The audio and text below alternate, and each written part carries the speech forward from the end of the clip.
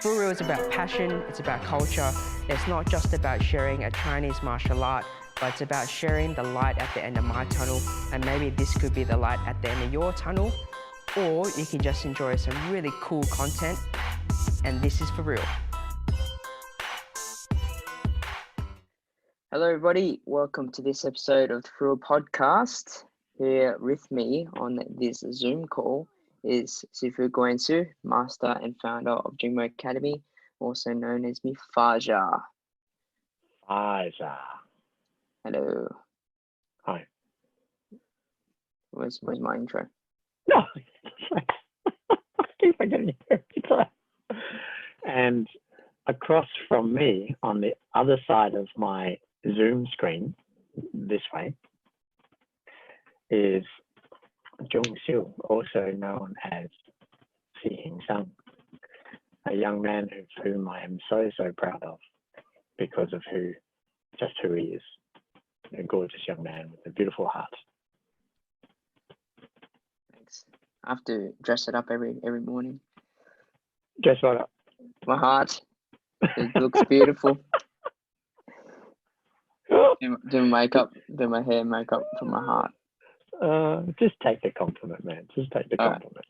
All right. So, on the podcast, we talk about what we experience whilst we're practicing and teaching Kung Fu and Tai Chi, and how it benefits our lives in 3 parts to make us whole: mind, body, and spirit. And I think given these current circumstances in the world, it's even more important in how we share how it benefits our lives.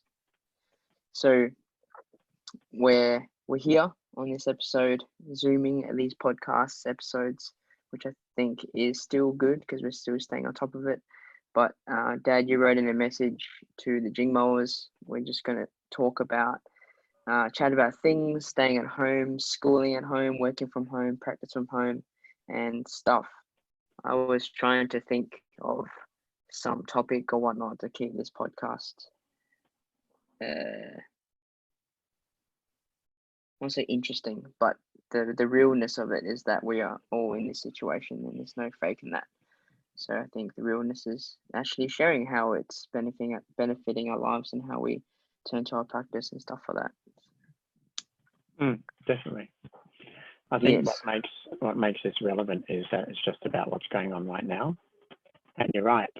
The whole world is in the same position. I think, like listening to seeing Mitch, who's in the UK at Cambridge Uni, and he was saying what they locked down 2 weeks ago, so 2 weeks ahead of us, and listening to his account of what was going on in London and in Cambridge and how people were living, and no change. People were just going about doing their thing as though nothing was looming.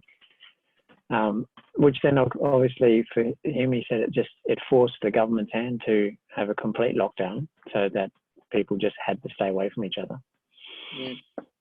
We're here, we're lucky in that right now WA still is by some counts staying ahead of the curve, and we are not in lockdown. We're in social isolation, which is very different. We're still allowed to walk around, go down to the end of the street and back with the family every day if we wish.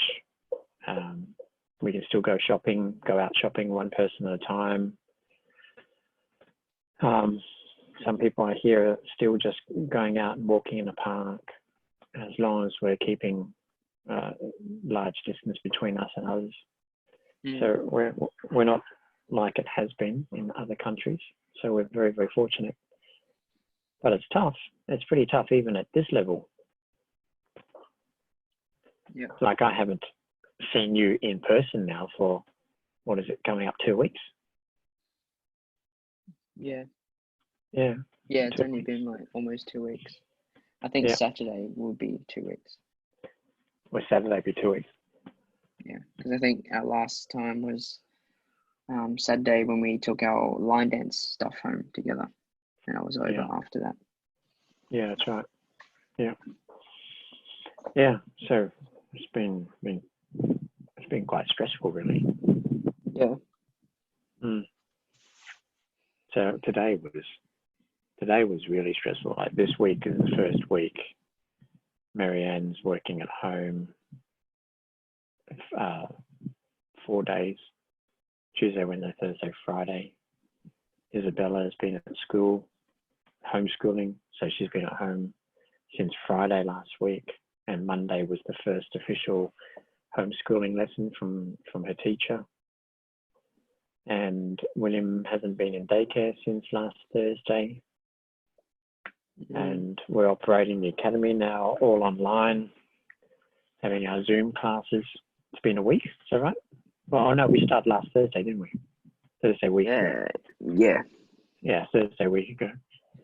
So this week's been a huge week. Like even just today, it was so stressful. At one point, at 10:30 in the morning, there was Marianne live on a Zoom at work. There was Isabella starting her Zoom with her school teacher, and I was in a Zoom that started at 10 o'clock with the Parkinson's crew Tai Chi class out at West Moyne. So, and then there was just William left all by himself, and he was happy to watch line dance music because that's what he loves. Boy line dance is his favorite YouTube video, which is a Las Vegas Kung Fu Academy line dance troupe. There's a 10-year-old boy who's playing the drum, so he loves that. But you know, he can only watch so much of it before he really needs to be held or cuddled, or he just needs to interact with someone. But every single one of us, we're all in different parts of the house.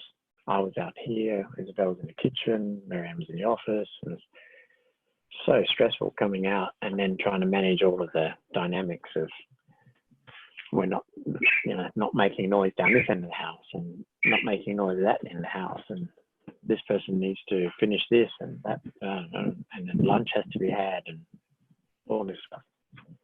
I think you saw the tail end of it when just William couldn't handle it anymore. He was just melting down. Just could not handle it anymore. All of the isolation stuff. Yeah. So yeah, it's tough. It's tough. And today I've only managed to do four. What's today? Friday. Yeah, 4 Yilus so far. Just to help keep it down. I mean, before lunch, I could actually feel my body trembling. I mean, that's how much stress there was around at that time. I could feel my whole body was just shaking on the inside. And I needed to get everyone seated. Let's start eating.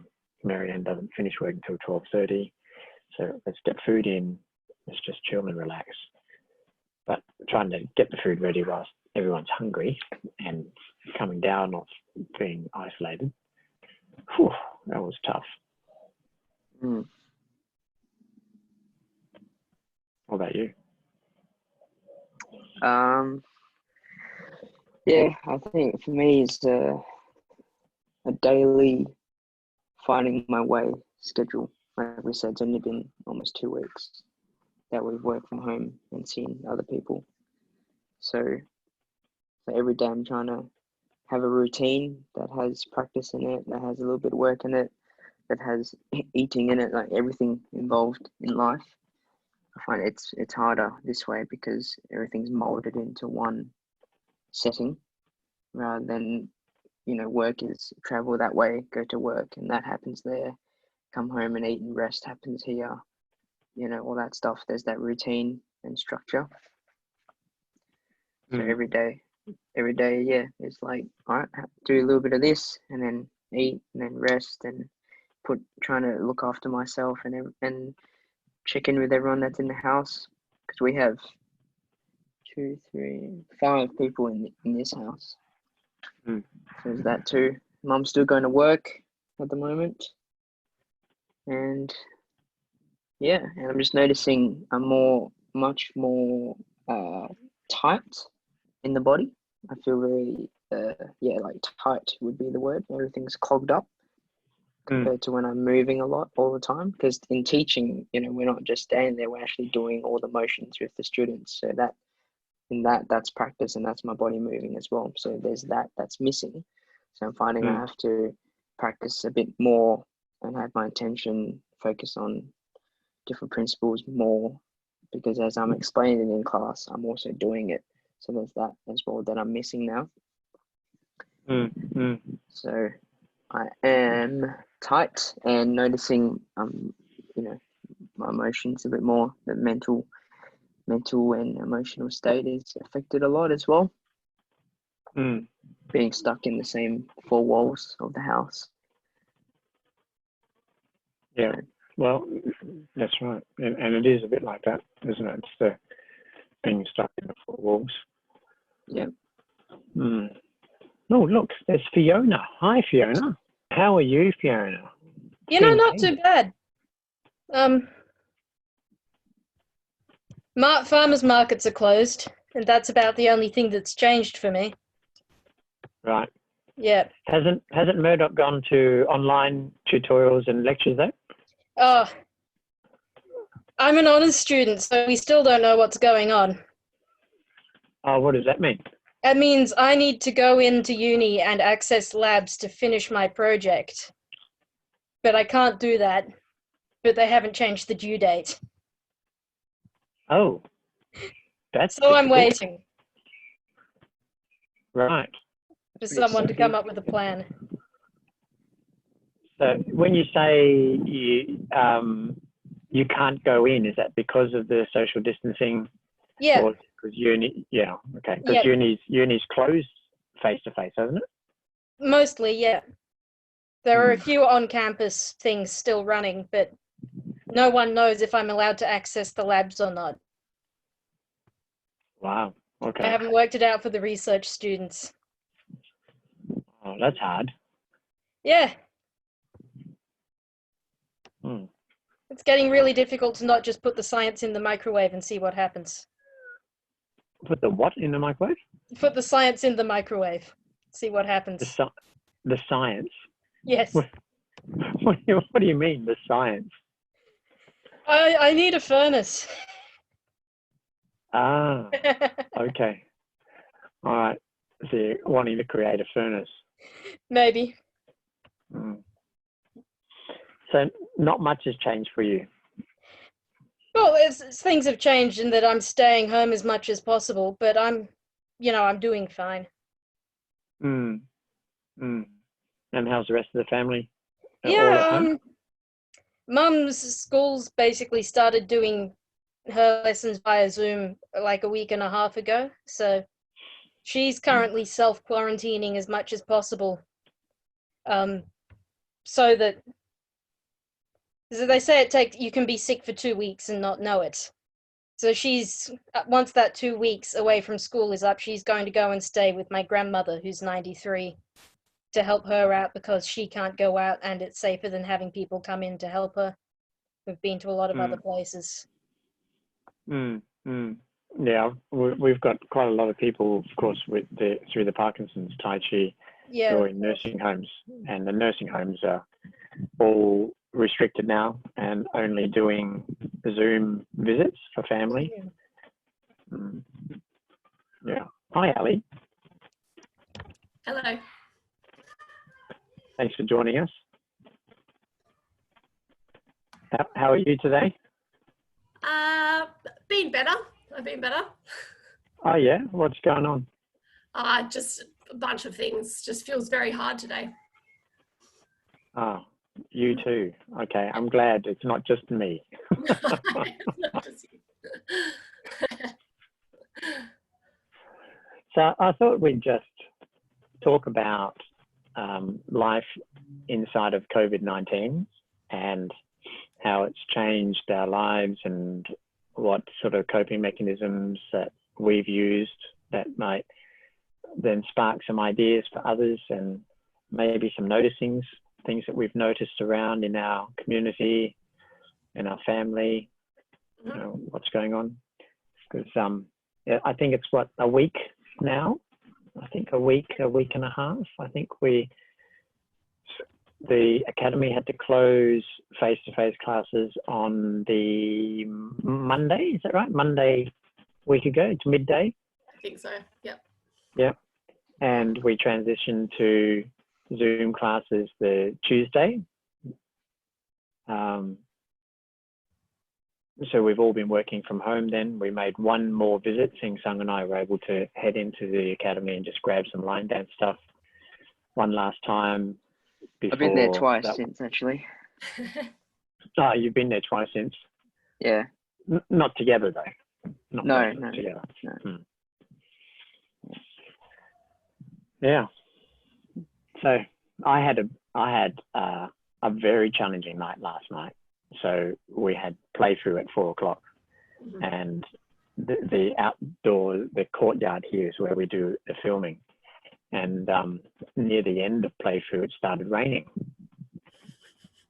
So I had to relocate everything whilst Isabella was in her class. I had to pick up the laptop, and Sing Sung said, "Why is your laptop moving?" And she goes, "Because it's raining."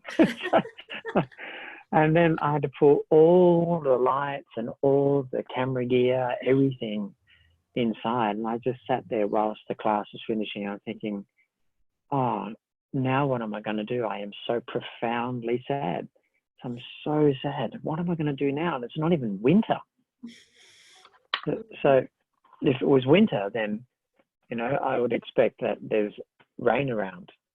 But we still haven't completely unpacked, and the garage is full of boxes because we haven't completely unpacked. We only moved in just at the beginning of January. And when did coronavirus really start playing a role for us here in WA?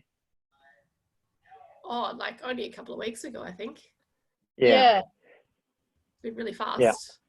Yeah. So we were watching China closing their doors, and then watching Northern Hemisphere and Europe starting to get affected by it. And before we knew it, it was like, oh, this is really hard. And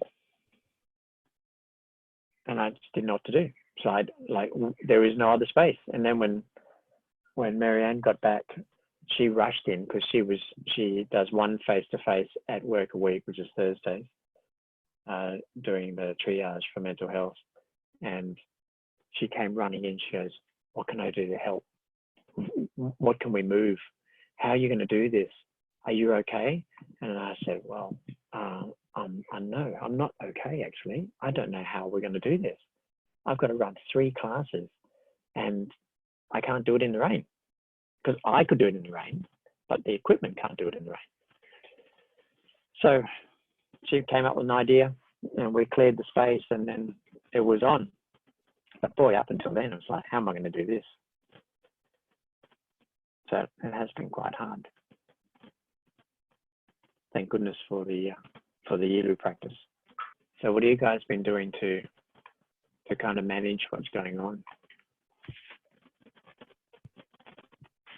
I've had to switch the business over to doing deliveries, but that's going really well. I'm selling everything at the moment, and just by advertising through my Facebook page. That's amazing. I'm quite happy about it. I didn't think it would go as well as it is. Huh. I still have to go see the horses every day, so that's something I'm really worried about. If we get into a stricter lockdown situation, what am I going to do about the horses? Mm-hmm. But it's just background stress for now. I don't think it's going to get that severe here. Hopefully not. Yeah, well, I guess we don't know. Let's hope not. I mean, it's really hard on with social media because there's so many conflicting stories. So how you guys been coping then in the McCartney household? In the McCartney house, I mean, up and down, pretty well. In some ways, we're well set up because we're home. Well, we're not home all the time, but we homeschool, so we have a lot of resources at our disposal, like lots of games, lots of craft stuff, a ton of books, multiple library memberships to access content. Violet already has a couple of games that she does online, so they've got plenty to entertain themselves, but we're missing being out a lot. we normally see different groups of people every day. So as well as play Fu, we have our nature club that we see. We hang out with other friends who love Pokemon. We do parkour and various other catch-ups, and that has been really hard. We're a bit like you, Sifu. You've seen our front yard. It's pretty small, and we live on a busy road in a city, so there's not much space here. It's pretty hard. Yeah, I was just saying before you guys came on how I've missed the routine of it and how everything's crammed into one space, like the house. It's like for me, work and training is in the town hall. So when I travel there, there's that environment, and then when I come home, it's eat and rest, because that's where my home is. And then when we do other stuff, it's all leading to different areas. But then now for me, it's like put everything into one space. Yep. And how do I manage that? Yes. Every single day? Because everything has a priority, like eating, the next task, whatever, and you're only doing it in the space that we have. Yes, and the boundaries get blurred between what you're doing. Yeah. If you're working at home instead of out at the place where you work, it's hard to draw the line between leisure and work, and I could just keep working, or maybe I could take a break right now. Yeah, I understand what you're saying. That's a difficult thing to manage. Agreed.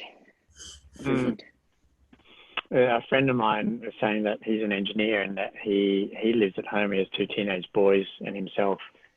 And he said that school had just transitioned to online a week and a half ago now, and properly for a week. So this week is the first week where teachers got online and they delivered classes online and gave work at home to do. Whereas the previous week was just go home, don't hang around here, we'll sort it out, let you know next week type of thing. Yeah. And that's a high school in the southern suburbs, pretty good school. And he said that it's really hard. What he's discovered is that he starts work much earlier because he wants to get in before the boys get up and breakfast is on and all that.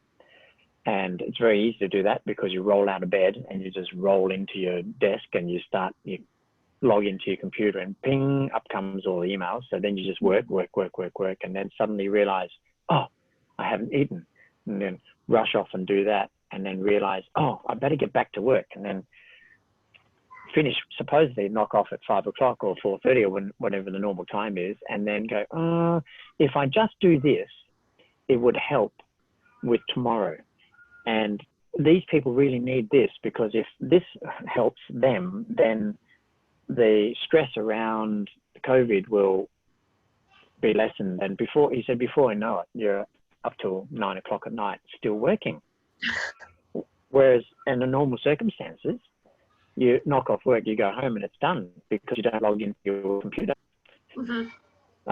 So he said it was really, really interesting. He said the other thing was that all of a sudden the office dynamics change, and because there's no one watching, people play out their emotions rawly and get abusive. Wow. Because there's no one else watching. So he gets abused by colleagues. He said it's really disrespectful conversations that normally wouldn't happen in the office because there are other people watching and listening. But here it's just one-on-one. Yep. And no one knows. It's my word versus their word. So he said that's really hard to get down and get comfortable with. And then the final thing he said was, I wear a Fitbit, and it tells me how many steps I do every day. And he said, I've been at home now for a week and I am doing so much less exercise. Yeah. So he intentionally, instead of driving to the shops, he says he intentionally gets on his push bike and rides to the shops just to try to combat that. But he says you can't ever make up the difference, because in a work environment, you're walking from desk to desk, walking from office to office, walking to go to appointments and meetings, all that sort of stuff. And he wasn't doing it. So he can really see the value of daily practice, getting out, setting a routine. And in the morning, this is what I do. I don't get up and roll out of bed and roll onto my desk and answer emails. roll out of bed and I get my shoes on and I go out and I do some Tai Chi first. And once I've done that, then I'll, start breakfast and then so on and so forth, and take breaks during the day. Mhm. And it's interesting, this morning I had another conversation with one of the Parkinson's Tai Chi ladies, and her daughter works in health, the medical registration board, actually, she said. And Margaret was saying that her daughter now works from home, and one of the main jobs she has is registering doctors so they can go out to work. And she says it's a real dilemma because her work has a direct response to the effect of COVID has on the population, because if doctors are registered and working, that reduces the load and allows more people access to medical facilities and resources. Mm-hmm. So she will work longer to register more doctors in her process so that the doctors can get out there and do their work. But the downside is, that she has a young family. So where does she draw the line? Does she look after her young family and 5 other doctors can wait till tomorrow, which means they won't get, like it's another 12 hours, 15 hours before the process starts again for them? It's quite a debate, really. It's quite a dilemma. So what I'm finding for me, and it's the same for myself, right? I have, fundamentally we're running a business, although we're a social enterprise. Balancing my well-being, my family's well-being, and our financial security is a very fine line. So I have invoicing to do, Mm-hmm. right? That would bring cash flow into the business, that would help us cope with the loss of business through COVID-19. But I stand every night at this crossroads of, I'm so much more exhausted today than I normally am on this day of the week. And it's because I put it down to the emotions are very big at the moment. And with the change of lifestyle, it requires a whole lot of energy for us to hold that space. So do I do my year-lose and go to bed, or do I do my year-lose and do some invoicing before going to bed, having less sleep? It's that, Yep. which is really difficult. And well, it seems really difficult, but I always choose my well-being over the invoicing. So that just has to wait. Otherwise, it isn't sustainable. And that's one of the key elements I get from my daily practice, is the clarity, knowing what is best right now. Because before we know, all of the noise that comes in, I find it's really hard to keep out unless I have a mechanism that helps me maintain my center. I guess that's the easiest way of putting it. What do you guys think? What's happening that you need to? I find this similarities, but also knowing I've done both sides. Like, for example, doing that extra bit of sitting on my desk here and uploading some videos for all the members to see, versus I need to go outside and do some training, then I can come back to it. But if I just upload 2 more, then I won't need to do that 2 more later. So there's always that line. But I've done both. I've done the I'll stay here, and I've done the I need to go outside for myself right now. And now I can find, I'm trying to notice the difference in my body, how that feels. When I'm doing the extra work and feeling lethargic, and like I'm starting to get my shoulder pain on my right side from the tightness. That's coming back this week. So I'm watching that. As I'm practicing, it loosens up and I feel better. But then every morning it comes back on my neck here. And this, Fiona and Ali, this feeling is from an injury, but also it only comes back when I'm tired, stressed, or affected emotionally really high. So when it comes back, I know maybe it's not there yet, but I know it's coming. It's like right here. And I feel like I'm doing this every 10 seconds of my day just to feel like I need to stretch this out. So as I notice this now, I'm like, oh, okay, you know, my body, I am being affected and I don't like this feeling. So I need to look after myself and do some practice. And then I notice after practice, it goes away. So there's something there for me when I'm doing my stuff. That's interesting. How about you, Ali, or Fiona? Yeah. Oh, Sifu, I know what you're talking about with invoicing and accounting and running a business now. I get it. Cool. That's cool. I'm glad. I'm on the NEIS program, which is a government program for entrepreneurs. It incorporates a certificate, a level 4 certificate in small business. And I'm in the middle of doing a bunch of assessments that somehow became overdue, even though I'm not leaving the house. Fair enough. So, any practice? What sort of practice are you guys doing to help manage? Yeah, I'm trying to do my Kung Fu Tai Chi practice every evening, and I just sort of do whichever thing I feel like. I haven't picked up anything new, you know, I haven't learned more of the choreography by watching videos, for example, but I'm trying to do something every night. Cool. Do you find it does anything for you? It does, it does. Yeah. I guess a lot of my life is daily practice anyway. Okay.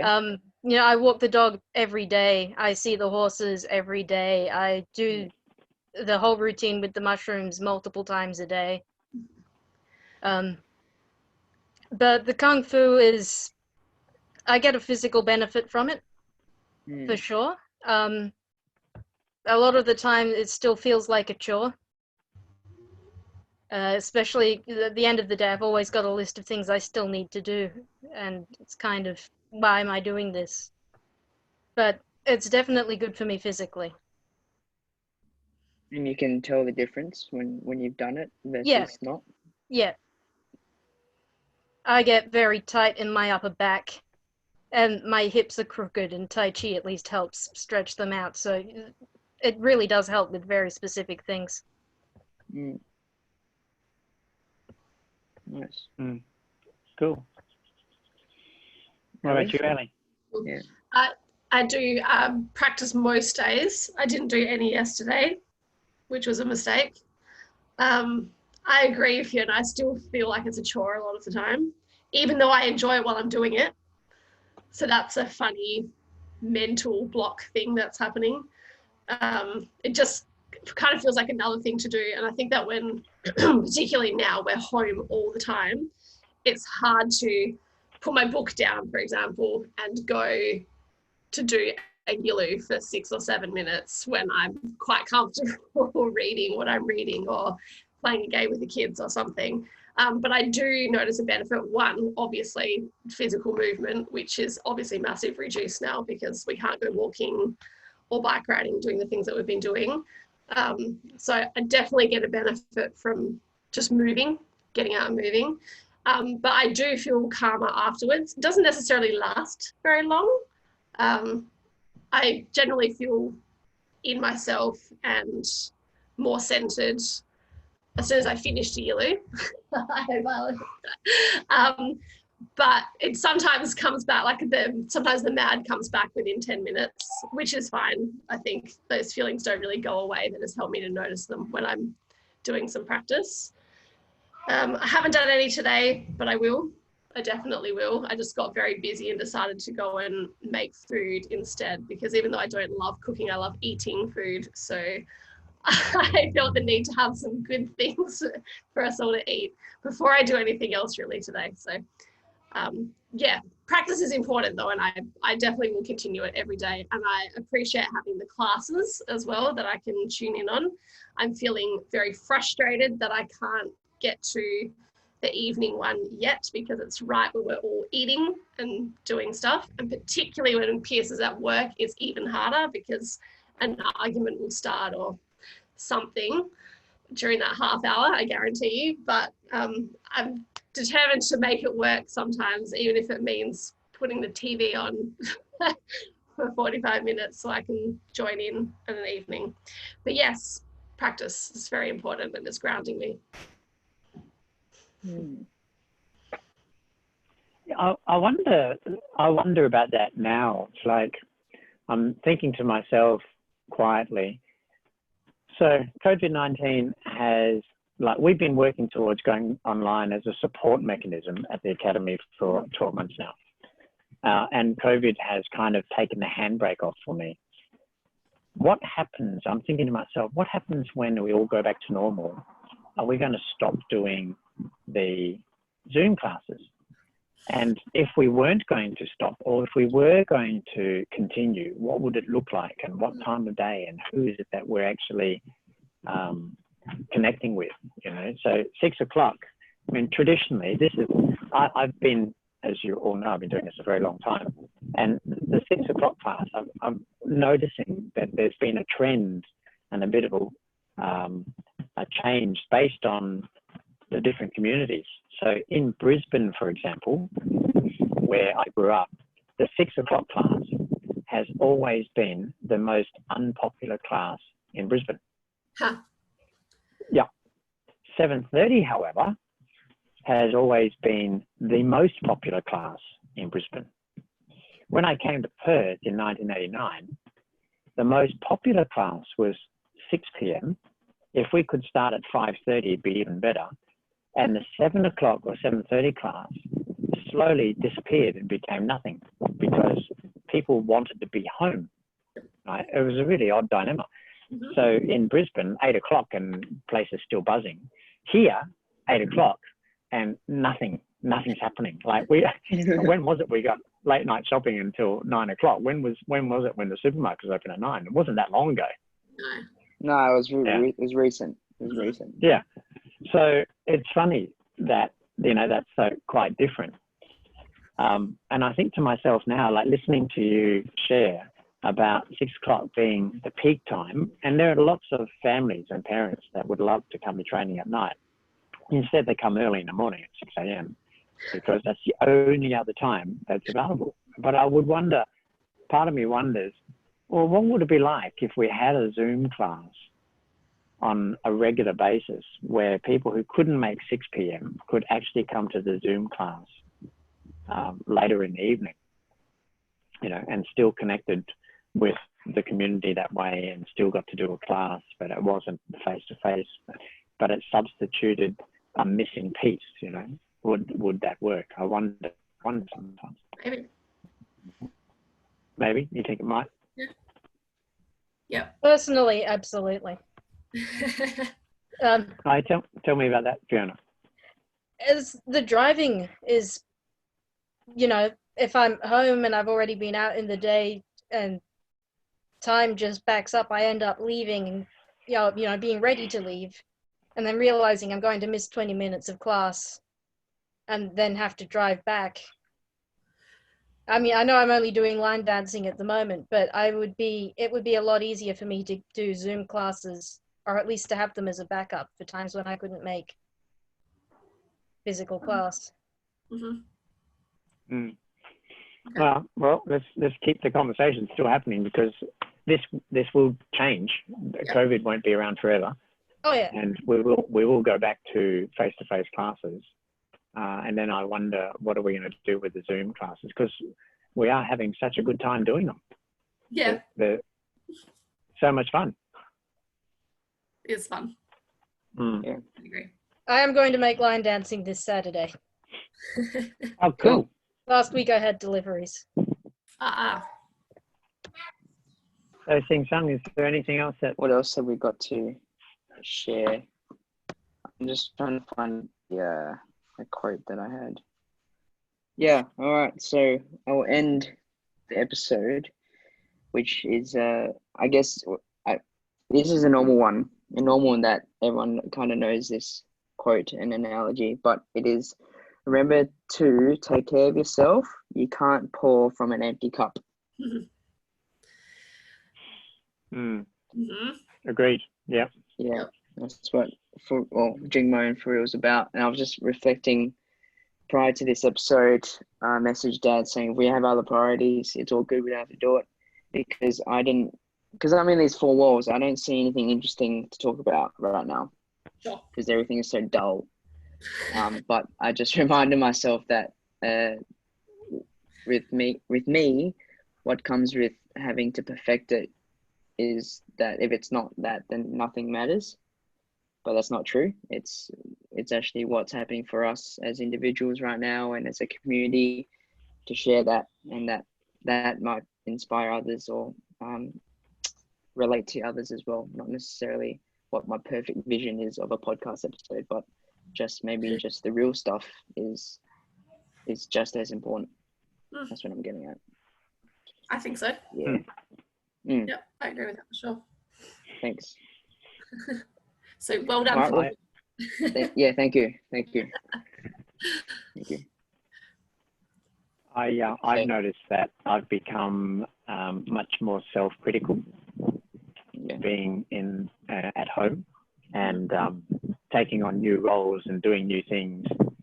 I've had less patience for myself, and then I've noticed that rolls out to the kids, that they clearly pick that up as a way of coping. So they're having less patience with themselves and having meltdowns much more frequently because they're not getting it right, because that's how I am. When I don't get it right, I have my mini meltdowns. And I was just noticing fellow Jingmar Massimo giving himself such a hard time about not getting online, and getting the frustration of, I want to turn up to this class and I can't seem to get the tech right to turn up to this class, so I'm not going to do it at all. And I really feel for him, because there's a part of me that's very much like that. And if I don't get it absolutely right, then it feels like I'm wasting my time even trying. But what I do realize from my daily practice that I invite all of us to think about is that every time we follow through on a promise we make to ourselves, we're giving ourselves a big hug. We are voting for us. And that in itself is what builds our confidence, and it shows up in our resilience, our ability to be able to deal with change and hardship. And it's not having answers. I don't have any answers whatsoever. I just have lots and lots of questions. But through my daily practice, every single day, I pat myself on the back and say, yeah, I did something for me that I promised myself that I'd do.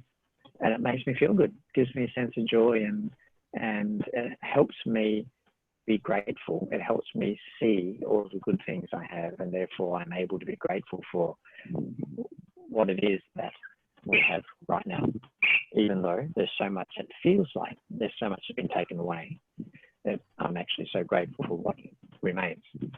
And I truly believe, and I'm not going to even try this as an experiment, but I truly believe that it's my daily practice that gives me that connection, that provides me that ability to be able to cope. It's like it is my coping mechanism. It's what feeds me, that gives me the ability to be able to deal with the rough seas. You're out in the ocean and it's the gale is blowing and the seas are rough. And for me, that I have a deep, strong and deep keel under my ship that keeps me just chugging along.